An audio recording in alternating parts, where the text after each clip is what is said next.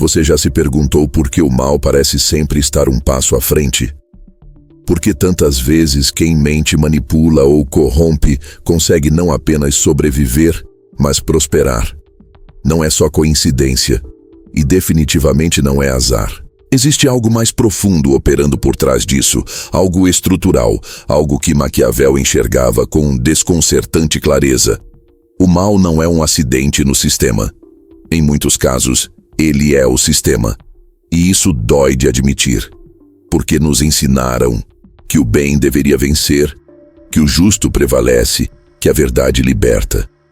Mas a realidade, na maior parte do tempo, parece rir dessas promessas. Como se a bondade fosse uma peça de ficção criada para acalmar os que não têm coragem de olhar para o que está por trás das cortinas. Maquiavel olhou, e o que ele viu foi um jogo de forças, de estratégias, de interesses, onde a virtude, quando aparece, muitas vezes é ornamental. Serve para discursos, para palanques, para templos, mas não para o campo de batalha. Essa presença insistente do mal não acontece porque as pessoas são essencialmente más, mas porque as estruturas que moldam nossas decisões favorecem comportamentos de autopreservação, competição e dissimulação. A escola premia o aluno que aprende a agradar. O mercado premia quem sabe se vender mesmo sem entregar. A política recompensa quem promete o que não vai cumprir. O problema não está apenas nas pessoas, mas nas recompensas invisíveis que os sistemas oferecem. Se mentir te protege, se omitir te garante estabilidade, se manipular te dá poder, porque o mal deixaria de ser funcional. Maquiavel não era um defensor do mal. Ele era um observador da funcionalidade do mal. Ele entendeu que, muitas vezes, o que condenamos moralmente é o que sustenta o funcionamento real das engrenagens sociais. E essa é uma das ideias mais difíceis de engolir. O mal sobrevive não porque é admirado, mas porque é útil, porque resolve rápido, porque economiza tempo, porque evita conflitos que a verdade traria à tona. E isso não está restrito às esferas visíveis de poder. Está presente no cotidiano. Está em quem puxa o tapete para subir na carreira. Em quem disfarça desprezo com educação. Em quem manipula por carência emocional e chama isso de amor. O mal hoje se sofisticou. Ele não se apresenta com cara de vilão. Ele sorri. Ele se veste bem. Ele fala manso. Ele promete empatia enquanto controla pelas costas. E essa sutileza é o que torna sua presença ainda mais perigosa. Porque, enquanto o mal era explícito, ele podia ser combatido. Mas quando ele se disfarça de virtude, ele contamina silenciosamente tudo ao redor. Esse é o paradoxo maquiavélico que poucos têm coragem de encarar. A sociedade que se diz moral, muitas vezes sobrevive justamente pela imoralidade camuflada. E o mal, nesse contexto, não é uma falha. É uma engrenagem funcional. Maquiavel não estava sugerindo que deveríamos imitar isso. Estava sugerindo que deveríamos compreender isso. Porque quem não entende como o mal opera, vira marionete dele. E aqui, a política entra como o exemplo mais evidente e simbólico dessa estrutura. Porque a política, como campo, é o reflexo mais cru do embate entre discurso e ação, entre virtude e poder. Quantas vezes você já viu campanhas eleitorais cheias de promessas altruístas, com candidatos que se apresentam como redentores da moralidade pública, apenas para, uma vez eleitos, agirem com frieza calculada, alianças obscuras e decisões que favorecem poucos? Isso é Maquiavel em ação. Não porque ele defenda isso, mas porque ele explicou isso. Porque ele entendeu que o jogo político, para ser jogado, exige muito mais do que boas intenções. Ele exige leitura, exige estratégia, exige aceitar que em determinados contextos, a moralidade idealista entra em conflito com a manutenção do poder. E quando o sistema pune a virtude e recompensa o cinismo, o que se perpetua? Exato, o cinismo. E com ele, a permanência silenciosa e às vezes até celebrada do mal. Mas não se engane. Esse mal institucionalizado não é exclusivo da política. Ela apenas o escancara. O verdadeiro ponto é: quantas vezes em sua própria vida você já se calou para manter a aceitação? Já fingiu estar bem para não incomodar? Já tolerou atitudes injustas por medo de se expor? Cada uma dessas micro-escolhas, mesmo que compreensíveis, alimenta um padrão onde a verdade se curva, a virtude se esconde, e o mal, ainda que pequeno, ainda que discreto, encontra espaço para se expandir. E isso não acontece por maldade. Acontece por falta de preparo, por falta de lucidez, por falta de coragem e talvez, principalmente, por falta de visão. Maquiavel, ao escrever O Príncipe, não estava tentando ensinar a ser mau. Estava tentando ensinar a sobreviver, sem ser destruído, a jogar o jogo, sem ser engolido, a entender o mal, não para praticá-lo, mas para neutralizá-lo. É exatamente essa consciência que precisa ser resgatada hoje. Porque enquanto continuarmos tratando o mal como um acidente isolado, vamos continuar sendo surpreendidos pela sua presença em lugares de poder. O mal não é um corpo estranho ao sistema. Em muitos casos, ele é o sistema. E reconhecer isso é o primeiro passo para transformá-lo, para criar novas formas de agir, novos códigos de poder, novos modos de presença. Mas nada disso é possível se continuarmos fingindo que a virtude por si só é suficiente. Não é. A virtude precisa de estrutura, precisa de estratégia, precisa de preparo. Caso contrário, ela será sempre engolida, com um sorriso cínico, por sistemas que fingem moralidade, mas operam na base do medo, do interesse e da dissimulação. Isso nos leva ao próximo ponto inevitável. Porque a virtude, quando não é acompanhada de força, se torna alvo fácil. Porque tantas pessoas bem-intencionadas, ao tentarem agir com ética, acabam esmagadas, caladas ou descartadas. Essa é a pergunta que nos conduz ao coração do paradoxo maquiavélico. E é justamente sobre isso que vamos falar agora. Existe uma imagem recorrente que atravessa séculos de história e que parece ainda reger o imaginário coletivo. A de que o bem é sempre gentil, sempre compreensivo, sempre paciente. Uma figura de luz, quase celestial, que age com pureza e nobreza, mesmo quando tudo ao redor está tomado pela violência ou pelo cinismo. Mas por mais bonita que essa imagem pareça, ela é perigosa, porque ela transforma a virtude em fraqueza. E uma virtude fraca, por mais nobre que seja, não resiste ao mundo real. Não sobrevive em ambientes hostis. Não impõe respeito. E esse é o ponto que Maquiavel, com sua frieza analítica, enxergou muito antes de qualquer autor de autoajuda. Ele entendeu que num campo de disputa, o bem que não sabe se defender vira alvo. O bem que não sabe se posicionar vira mártir. O bem que não entende o jogo vira a peça descartável dele. Isso não significa que a virtude deva ser abandonada. Significa que ela precisa ser repensada. Porque há uma diferença enorme entre ser bom e ser ingênuo, entre ser justo e ser fraco, entre ser pacífico e ser passivo. O problema é que durante muito tempo confundimos esses conceitos. Construímos uma ideia de bondade que exige a anulação de qualquer traço de firmeza, como se força fosse um traço do mal, e doçura, a única marca do bem.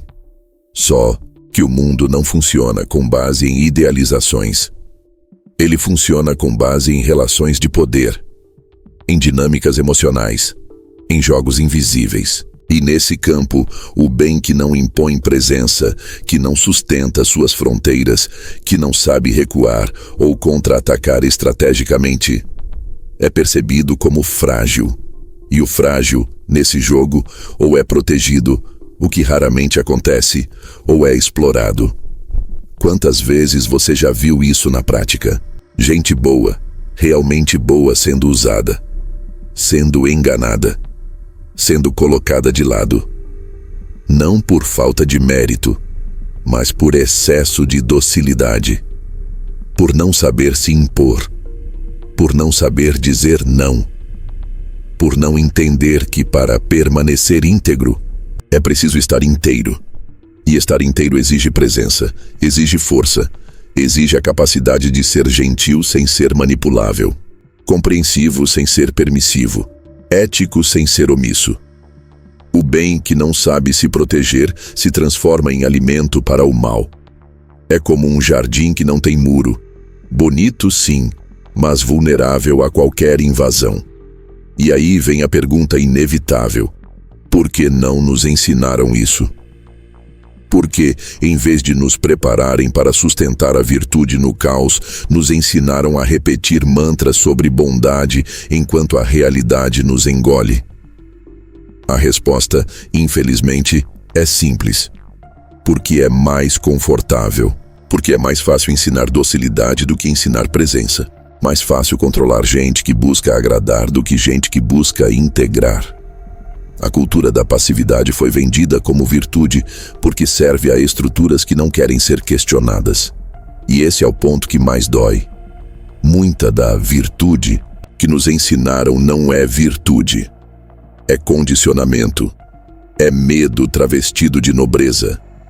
É autoabandono disfarçado de generosidade. Maquiavel, ao reconhecer isso, não estava nos convidando à maldade. Estava nos empurrando para a lucidez, para uma ética que entende o funcionamento real do mundo e que por isso mesmo pode agir com mais eficácia, porque sabe quando recuar, sabe quando sustentar, sabe quando endurecer, sabe quando calar. Na política, esse paradoxo é escancarado. Políticos bem-intencionados, quando entram em estruturas corrompidas, ou se adaptam, ou são silenciados, não por serem incompetentes, mas por não saberem jogar o jogo com firmeza, por acreditarem que apenas boas ideias bastam, por não entenderem que, num sistema onde as alianças se fazem por interesses, a ingenuidade custa caro. O mesmo acontece em empresas, em relacionamentos, em famílias, em qualquer lugar onde exista poder, e sempre existe, a virtude frágil vira ferramenta dos estrategistas. E não se trata de demonizar o mundo, trata-se de acordar para ele, porque só quem entende como as forças se movimentam pode realmente escolher como vai se posicionar. O resto é fantasia, é teatro moral que ninguém respeita.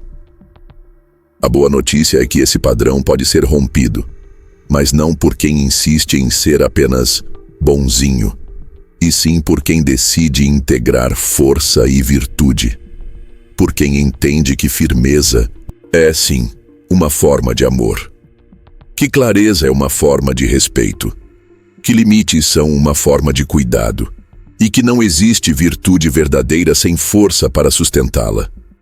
Esse é o novo caminho. Um caminho onde a ética não é fragilidade, mas lucidez. Onde o bem não é passividade, mas posicionamento. Onde o justo não é idealista, mas estratégico. Porque só assim o bem deixa de ser alvo e passa a ser referência. Só assim o bem para de pedir desculpas por existir e começa a transformar, de fato, o ambiente ao seu redor. E é nesse ponto que começamos a entender por que o mal se mantém por tanto tempo em tantas estruturas. Não porque ele seja mais forte, mas porque ele é mais eficaz, mais funcional, mais adaptado ao jogo. E é sobre isso que precisamos falar agora. Como o mal sobrevive tão bem, não pela sua essência, mas pela sua estratégia. A imagem do mal sempre foi associada ao erro, ao desvio, ao colapso moral. Mas Maquiavel nos obriga a olhar de outra forma. Ele tira o mal do campo simbólico do pecado e o coloca no campo da eficácia. Ele não pergunta se é certo ou errado, ele pergunta se funciona. E esse é um ponto brutalmente desconfortável. O mal, muitas vezes, funciona. Ele simplifica o caminho, ele economiza tempo, ele evita a dor da complexidade. E nesse sentido, o mal, mais do que uma aberração ética, se apresenta como uma solução rápida. Em vez de negociar com paciência, manipula. Em vez de convencer, com argumentos, impõe. Em vez de sustentar a verdade, inventa uma mentira conveniente. E por mais imoral que isso soe, é exatamente por isso que tanta gente o adota. Porque o mal oferece aquilo que a virtude nem sempre consegue. Resultado imediato, com baixo custo emocional. A lógica por trás do cinismo não é sofisticada, é prática. O cínico não está interessado em ser justo. Ele está interessado em vencer. Ele sabe que o mundo recompensa quem sabe parecer convincente, mesmo que não seja coerente. Ele sabe que, em ambientes onde todos competem por espaço, nem sempre o mais preparado vence. Vence quem se mostra mais indispensável, mais ajustado, mais estrategicamente posicionado. E isso vale para a política, para o mercado, para relações pessoais. O cínico observa, se adapta, finge virtudes, reproduz discursos que não acredita, apenas porque funcionam. Ele não está ligado à autenticidade, mas à funcionalidade. E essa frieza, por mais repulsiva que pareça, é exatamente o que dá ao mal sua capacidade de permanecer. Porque o bem, muitas vezes, está esperando que o mundo reconheça sua intenção. Enquanto o mal não espera, ele se move, ele avança, ele age. E isso, para Maquiavel, é o que separa os que apenas desejam transformar do que realmente transformam o jogo, mesmo que de forma imoral. O mal, então, deixa de ser um mistério e passa a ser uma escolha estratégica. Não no sentido espiritual, mas no sentido político. Se enganar te livra de uma punição, se omitir te protege de um confronto, se manipular te ajuda a manter o cargo. Qual será a escolha mais comum? O que está em jogo aqui não é a bondade do indivíduo, é a lógica do sistema. E essa lógica, em muitos contextos, recompensa o comportamento cínico e pune o comportamento ético. É por isso que vemos tanta gente bem-intencionada adoecendo, enquanto os oportunistas parecem flutuar acima dos problemas. O sistema não é neutro. Ele tem uma arquitetura. E essa arquitetura, muitas vezes, favorece quem age a partir de impulsos egóicos disfarçados de pragmatismo. E quanto mais alguém percebe isso sem preparo interno, mais tende a ceder, a corromper-se aos poucos. Não por maldade, mas por cansaço, por falta de estratégia, por perceber que, sozinho, resistir ao cinismo parece inútil. Na política, esse jogo é cristalino. Promessas feitas em campanha são moldadas não pelo que é necessário, mas pelo que é vendável. As alianças não são guiadas por convicções, mas por oportunidades. E quando uma figura ética tenta entrar nesse campo, sem entender a dinâmica real, ela se torna presa. Ou vira símbolo de resistência impotente, ou se vê obrigada a aderir aos bastidores que antes condenava. Maquiavel sabia disso. Ele não era cínico por natureza. Era realista por escolha. Ele entendia que, num campo de disputa, quem quer proteger valores precisa ser mais esperto do que quem os viola. Porque o jogo não espera. E o bem, por mais verdadeiro que seja, se torna irrelevante se não souber jogar. Isso não é uma derrota moral. É uma constatação estratégica. E o que é mais impressionante, muitas pessoas que adotam posturas cínicas nem sequer se veem como más. Elas dizem que estão sendo práticas, que estão fazendo o que precisa ser feito. Que o mundo real exige sacrifícios. E de fato, exige.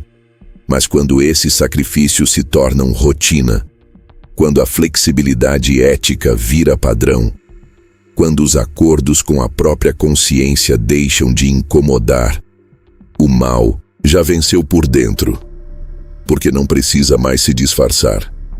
Já virou norma, já virou cultura, já virou lógica de funcionamento, e é aí que a estrutura se solidifica. O cinismo deixa de ser exceção e passa a ser base. E quando isso acontece, qualquer tentativa de virtude soa como ingenuidade, e qualquer voz honesta soa como ameaça. A saída, então, não está em fingir que o mal vai desaparecer, mas em compreender a sua estratégia, em decodificar sua lógica, em entender que, se ele sobrevive, é porque está sendo útil a algum sistema, e a partir disso, escolher agir com inteligência.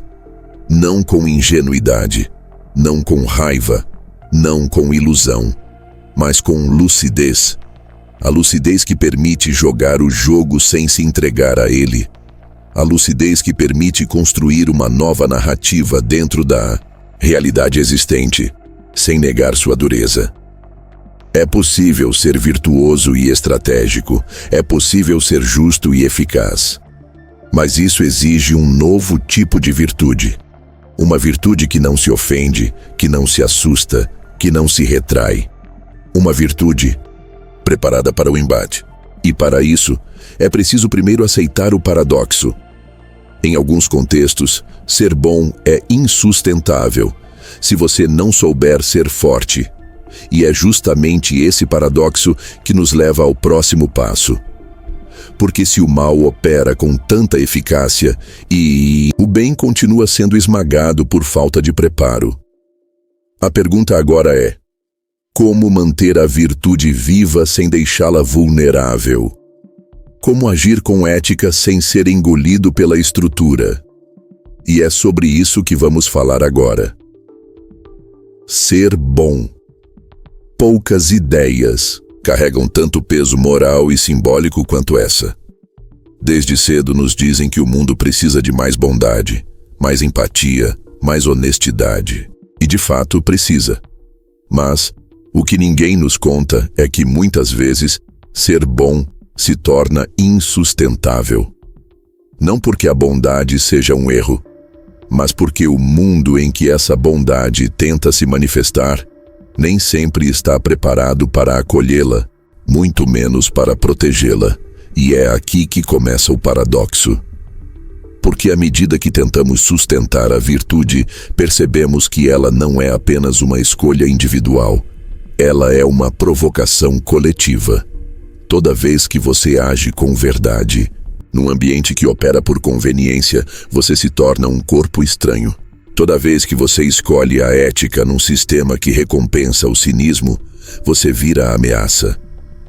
E essa tensão, se não for bem compreendida, se transforma em frustração, isolamento e, pior ainda, em desistência.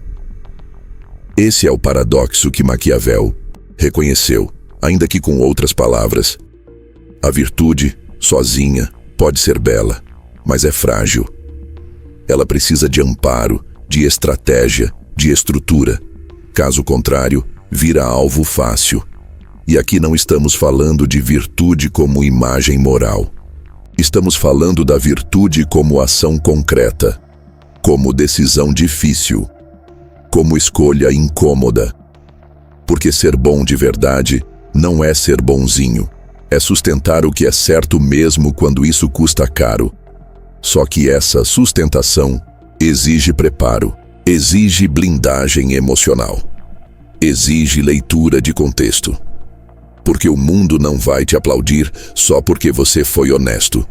O mundo, na maioria das vezes, vai te testar, vai te pressionar, vai te tentar. E se você não estiver ancorado, não em ideias abstratas, mas em convicções estruturadas, a própria virtude vira fardo, vira causa de dor, vira motivo de angústia. E em vez de ser força, se torna fraqueza. É nesse ponto que muitos se perdem, porque começam com ideais nobres, mas não sustentam o embate com a realidade. Começam com um senso forte de justiça, mas não têm estrutura para lidar com a injustiça que vão enfrentar. E então, uma de duas coisas acontece. Ou se retraem, se calando, se escondendo, se apagando, ou se adaptam ao jogo, aos poucos, corrompendo aquilo que os movia no início. Nenhuma dessas opções é sustentável. A primeira destrói por dentro, a segunda destrói por fora. E o que precisamos cultivar é justamente uma terceira via. A virtude consciente do risco, preparada para o conflito, capaz de resistir sem se endurecer e de agir sem se contaminar. Mas isso exige um novo tipo de educação emocional. Uma educação que não ensina apenas o que é certo, mas como sustentar o certo no meio do caos. Na política, esse paradoxo se revela todos os dias. Candidatos que chegam com discursos éticos acabam sufocados por alianças necessárias à governabilidade. Gestores que tentam manter a transparência enfrentam pressões de todos os lados, econômicas, partidárias, pessoais. E muitos desistem, não porque são fracos, mas porque foram mal preparados. Porque confundiram ética com pureza e liderança com agrado. A virtude, para se manter viva num ambiente como esse, precisa ser estratégica. Precisa saber quando avançar e quando recuar. Precisa saber com quem contar e onde não confiar. Precisa ser, ao mesmo tempo, firme e flexível. Porque se tentar ser impecável o tempo todo, quebra. Mas se abrir mão da própria integridade, perde a alma. E sem alma, qualquer vitória é vazia. Esse paradoxo também aparece em relações pessoais. Quantas vezes você já tentou ser verdadeiro e foi mal interpretado? Quantas vezes ofereceu lealdade e recebeu indiferença? Quantas vezes se posicionou com ética e acabou sendo visto como difícil? Isso não é coincidência. Isso é reflexo de uma cultura que aprendeu a desconfiar da virtude, porque se acostumou com a dissimulação. E aí, o verdadeiro vira suspeito, o íntegro vira radical, o autêntico vira incômodo, e o mal, desde que bem apresentado, vira modelo de sucesso. Não porque o mal convença, mas porque a virtude, sem força, desiste. E quando a virtude desiste, o campo fica livre para o cinismo. A saída, então, está em assumir o paradoxo como parte da caminhada. Em parar de esperar que o mundo recompense automaticamente quem faz o certo. Em aceitar que, em muitos momentos, a virtude vai parecer perder, mas não para se vitimizar, e sim para se fortalecer, para se preparar, para se estruturar. Porque não se trata de ser bom ou mal, trata-se de ser inteiro, de ser consciente, de ser firme, de construir uma ética viva, inteligente, preparada para o embate. E essa construção não acontece do dia para a noite. Ela exige treino, exige escolha, exige disciplina emocional e exige, acima de tudo, uma compreensão madura da realidade. Uma realidade onde o bem só se sustenta se estiver disposto a entrar no jogo, sem se vender a ele. Esse é o novo desafio da virtude. Aprender a sobreviver sem se deformar. Aprender a navegar sem se corromper. Aprender a resistir sem se isolar. Porque se o bem quer mesmo fazer diferença, ele precisa parar de pedir licença. Precisa parar de se justificar. Precisa parar de implorar espaço. E começar a ocupar. Com postura, com visão, com estratégia. E principalmente com uma presença que não se apaga quando confrontada. Que não recua quando mal interpretada. Que não muda de forma para ser aceita. Porque essa virtude, sim, tem poder. E é exatamente esse tipo de virtude que começa a desmascarar o mal. Não por enfrentamento direto, mas por contraste, por solidez, por consistência, por não desistir de existir onde tudo parece querer que ela desapareça. E aqui, chegamos ao próximo ponto inevitável. Se a virtude frágil se torna insustentável, por que então tantas pessoas boas acabam cedendo ao mal? Por que elas abandonam seus princípios? Por que trocam a ética pelo conforto?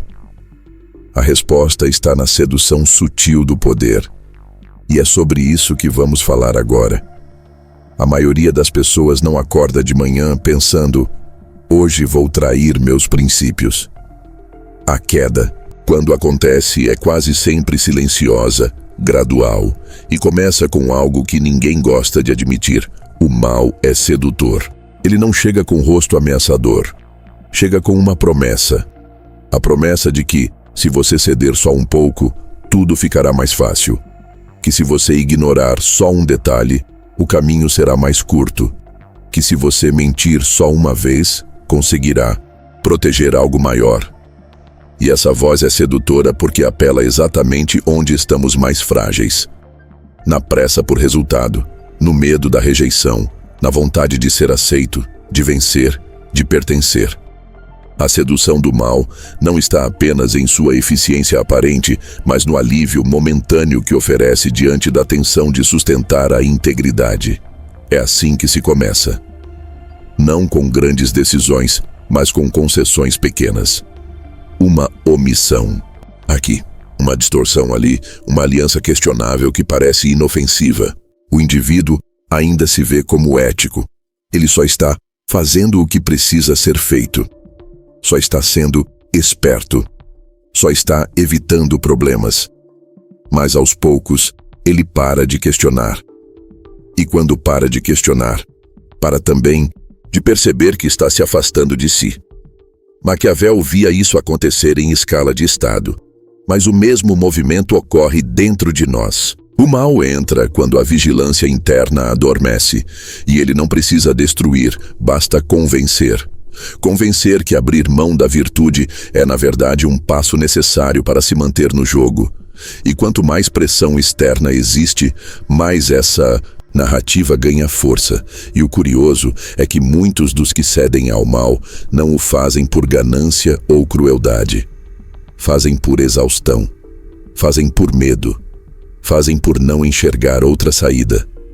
Quantas vezes você já viu pessoas justas serem corroídas por sistemas que não oferecem alternativas viáveis? Quantos líderes começam com boas intenções e terminam presos em jogos de poder que os forçam a negociar com o que mais desprezavam?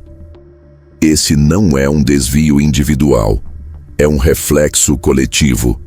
É o resultado de ambientes que, ao invés de fortalecerem a integridade, a colocam à prova todos os dias sem oferecer suporte. E aí, a sedução do mal deixa de ser uma tentação e vira uma estratégia de sobrevivência. E esse é o ponto mais perigoso. Quando o mal deixa de ser percebido como mal e passa a ser visto como a única forma possível de continuar. Na política, isso acontece com uma frequência assustadora. Pessoas que entram nos cargos com promessas de mudança, de transparência, de transformação, rapidamente percebem que a estrutura não foi feita para acolher esse tipo de conduta. Ela foi feita para se autopreservar. E para sobreviver nela, é preciso se adaptar. Isso não acontece de forma direta. A estrutura não diz: seja corrupto. Ela diz: seja flexível. Ela não pede traição. Ela sugere inteligência política. E é por isso que o mal é tão perigoso. Ele se disfarça de virtude alternativa, de pragmatismo, de maturidade, de realismo. E quando você percebe, já não está mais servindo à sua missão, está servindo ao jogo. E o pior, ainda acredita que está fazendo o certo, porque já perdeu a referência interna que separava a escolha estratégica de autotraição. Mas essa lógica não se restringe aos altos escalões. Ela está presente em todos nós. Em quem tolera um relacionamento tóxico por medo da solidão. Em quem deixa de falar uma verdade para preservar a imagem. em quem abandona um sonho porque a realidade parece muito difícil. Essas pequenas concessões, se não forem reconhecidas, se acumulam. E quando percebemos, já estamos operando num modo automático onde o que é conveniente toma o lugar do que é coerente.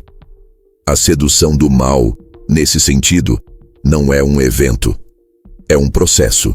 E quanto mais inconsciente ele for, mais perigoso se torna. Porque quanto mais você justifica, mais difícil é voltar. Porque para voltar, você terá que reconhecer que traiu a si mesmo. E essa é uma das dores mais difíceis de suportar. Então, o que fazer?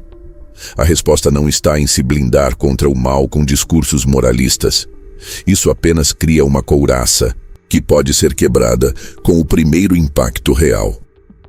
A resposta está em desenvolver lucidez emocional e estratégia ética.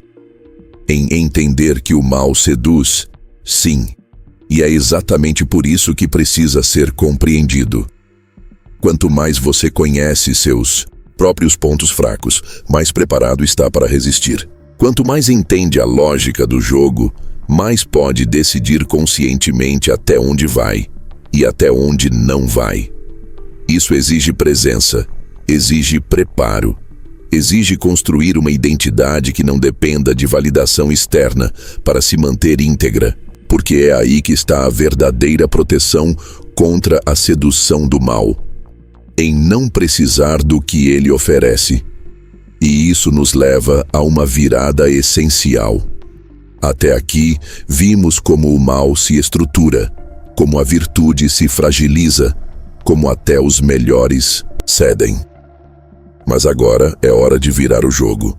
De construir uma nova referência, de imaginar uma virtude que não é frágil, mas blindada, uma ética que não é vulnerável, mas estrategicamente posicionada, uma presença que não precisa se adaptar para sobreviver, porque já está enraizada na própria verdade. E é sobre isso que vamos falar agora. Existe uma diferença imensa entre ser bom e estar pronto. Muita gente é boa, mas pouca gente está pronta, porque ser bom exige intenção, estar pronto exige estrutura. E quando falamos de virtude em um mundo movido por jogos de influência, essa diferença se torna gritante. A virtude, quando não é estruturada, vira ingenuidade. Mas quando é armada, quando é consciente, enraizada, preparada, ela se transforma em resistência. Não mais uma flor no meio do caos, mas uma raiz que se expande mesmo debaixo da pedra. Uma virtude que não se dissolve com a pressão, que não muda de forma para ser aceita, que não se torna amarga por ter sido rejeitada, que sustenta sua essência não por orgulho, mas por compreensão. Compreensão de que o mundo não está contra ela, mas também não está a favor.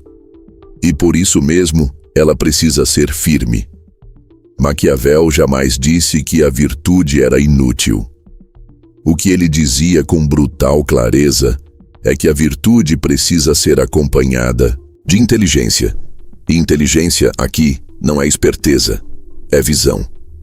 É a capacidade de entender o contexto, de prever movimentos, de decidir com consciência e não com impulso. A ética que ele desenha não é inocente, é pragmática. E é isso que ainda assusta tanta gente, porque fomos treinados para achar que o bom é puro, que o justo é manso, que o verdadeiro é frágil, mas isso é uma mentira. A bondade frágil é só um estágio, não é o destino. O destino é a bondade blindada, aquela que escolhe o bem sabendo do preço, aquela que entra no jogo, mas não se dobra a ele, aquela que não se contamina, mesmo quando se expõe, porque sabe quem é, porque treinou por dentro, porque se armou não contra o mundo, mas contra as próprias fraquezas. Virtude armadura é isso, não é rigidez, não é dureza, é consistência, é presença. É você ser a mesma pessoa no elogio e na crítica, no palco e nos bastidores, na vitória e na queda. E isso não se conquista lendo frases motivacionais. Se conquista enfrentando-se, olhando nos olhos o próprio medo de não agradar, o próprio desejo de reconhecimento, a própria carência de aceitação. Porque enquanto você ainda depender disso, sua ética será condicional, será frágil, será negociável. Mas quando você se reconcilia consigo, algo muda. Você não precisa mais se justificar. Você não precisa mais convencer. Você simplesmente sustenta. Você vira espelho. E todo mundo sente, mesmo que não concordem, mesmo que resistam, mesmo que te rejeitem. Sua presença incomoda, porque ela é íntegra. E a integridade, num mundo de máscaras, é revolucionária. Essa é a virtude que resiste. A que não se dobra porque tem clareza. A que não se apaga porque está enraizada. A que não se torna cínica porque tem propósito. Ela sabe que o jogo é duro, mas não joga para vencer a qualquer custo. Joga para sustentar o que acredita. E por isso mesmo, muitas vezes, perde no curto prazo, mas no longo prazo, constrói algo que ninguém pode tirar: coerência. E a coerência, embora silenciosa, cria raízes. Ela planta nos outros uma pergunta. Ela incomoda o sistema. Ela faz pensar. Ela gera movimento, porque onde todos estão fingindo, aquele que é real vira ameaça. Mas também vira farol. E o mais belo disso tudo é que essa virtude não é perfeita. Ela erra. Ela cai. Ela sente raiva. Ela tem dúvidas. Mas ela não se trai. E quando se trai, reconhece, corrige, aprende, evolui. Ela está viva. E por isso mesmo é poderosa. Porque não está tentando sustentar uma imagem, está sustentando um valor. E valor, quando é verdade, tem peso, tem presença, tem impacto. Mesmo quando não grita, mesmo quando não aparece, mesmo quando não vence. Porque não se trata apenas de ganhar, se trata de resistir, de permanecer, de não se perder de si no meio da tempestade. É esse tipo de virtude que Maquiavel, nas entrelinhas, parece nos desafiar a construir. Uma virtude que entende o jogo, mas escolhe não se vender. Que vê a mecânica do poder, mas não se deixa engolir por ela. Que sabe o preço de ser íntegra e paga com presença. Essa virtude não precisa ser defendida com palavras. Ela se defende com postura, com escolhas, com silêncio quando necessário, com ação quando preciso. Ela não se desespera por justiça imediata, porque sabe que o verdadeiro impacto não está em vencer debates, está em sustentar coerência no tempo. E o tempo, quando encontra uma virtude assim, respeita. Mas essa construção não acontece no vazio. Ela exige um contexto interno forte, uma base emocional sólida e, mais ainda, exige uma visão clara de onde se quer chegar. Porque resistir apenas por resistir é cansaço. Resistir com direção é transformação. E é justamente essa transformação que nos leva ao ponto final desta jornada. Como superar o mal sem reproduzir o mal? Como liderar com lucidez em um mundo que te pressiona a ser mais um? É hora de falar sobre o caminho possível entre o caos e a consciência. Existe uma armadilha sutil, mas extremamente perigosa, na jornada de quem tenta ser íntegro em um mundo que opera por dissimulação. A armadilha de, ao resistir ao mal, começar a espelhar exatamente aquilo que mais se queria combater. De tanto se defender, a pessoa se torna dura. De tanto apanhar, se torna cínica. De tanto se decepcionar, vira alguém frio, calculista, que se orgulha da própria frieza como se ela fosse maturidade. Mas isso não é maturidade, é couraça. É trauma transformado em estratégia. E embora seja compreensível, não é a solução.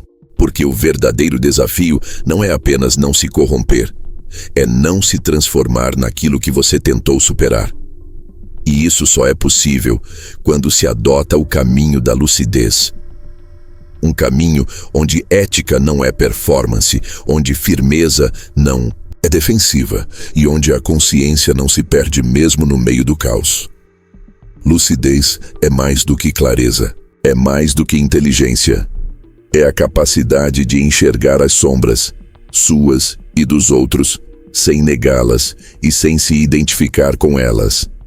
É a maturidade de perceber que o mal está por toda parte, inclusive dentro de você, mas que isso não te condena, te responsabiliza.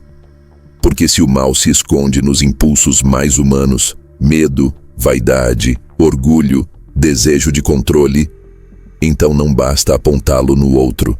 É preciso reconhecê-lo em si. E a partir disso, fazer escolhas. Escolhas conscientes. Escolhas que não nascem da raiva, nem da revolta, nem da autopunição, mas da soberania, da capacidade de agir a partir de um centro firme, onde cada decisão carrega um porquê verdadeiro, mesmo quando o mundo cobra outra coisa. Esse caminho é difícil porque ele não tem palco, não tem plateia. Ele exige silêncio interno, autoquestionamento constante, humildade para admitir os próprios desvios e coragem para voltar ao eixo todas as vezes que se afastar dele. E você vai se afastar, porque ninguém está imune. A diferença está em quem percebe e retorna, e quem se perde e se justifica. A lucidez é o que impede a virtude de virar arrogância. É o que impede a força de virar tirania. É o que impede a dor de virar veneno. E no final, é isso que separa quem lidera com alma de quem apenas ocupa posições de comando. O líder lúcido não se engana com os próprios discursos. Ele sabe que pode falhar, e por isso se mantém vigilante. Ele sabe que pode ser tentado, e por isso se prepara. Ele sabe que o poder pode entorpecer, e por isso se ancora na verdade, não na vaidade. E veja, isso não significa se isolar num ideal impossível. Pelo contrário, significa se tornar funcional sem ser cínico. Significa saber jogar o jogo, mas com consciência do porquê. Significa negociar sem se vender. Significa sustentar coerência sem precisar gritar. A lucidez, nesse sentido, é o ponto de equilíbrio entre o pragmatismo maquiavélico e a integridade ética. É a ponte. É o que Maquiavel nunca escreveu explicitamente, mas que está implícito em toda a sua obra. Não se trata apenas de vencer, trata-se de saber o que fazer com a vitória. Porque se a vitória te transforma em mais um tirano, ela não foi vitória. Foi só substituição de máscara. Superar o mal, então, não é vencê-lo no campo externo. É impedir que ele tome o seu centro. É liderar com lucidez, mesmo em ambientes que te pressionam a ser alguém que você não é. É ser estratégico sem ser manipulador. É ser firme sem ser cruel. É ser consciente sem ser paralisado. E isso, mais do que qualquer cargo, qualquer influência, qualquer projeto, é o verdadeiro poder. O poder que não vem da imposição, mas da integridade. O poder que não grita, mas transforma. O poder que não convence, mas inspira. Porque o mundo está farto de figuras que falam sobre o bem, mas agem a partir do medo. O que o mundo precisa são de pessoas que compreenderam a lógica do mal, mas escolheram conscientemente não operá-la.